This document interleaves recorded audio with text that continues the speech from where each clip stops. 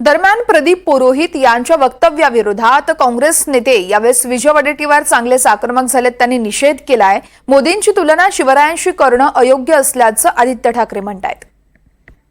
नाही आता पुरोहितला तर फटके मारले पाहिजेत। छत्रपती शिवरायांच्या बरोबर तुलना कोणाची होतच कामा नये। आणि या ठिकाणी जर तुलना पुरोहित नावाच्या खासदारांनी केली असेल तर तो पागल झालेला खासदार आहे।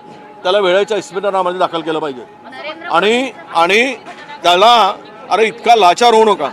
नरेंद्र मोदीजींची तुलना छत्रपती शिवरायांशी होऊ शकत नाही, कारण छत्रपती शिवराय या देशाचे पहिले स्वातंत्र्य योद्धा आहेत।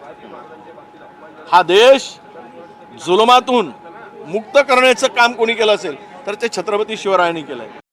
आपले जे महापुरुष आहेत त्यांचा अपमान करायचा, छत्रपती शिवरायांची तुलना कोणावरही केली तर ती छत्रपती शिवरायांचा अपमान आहे।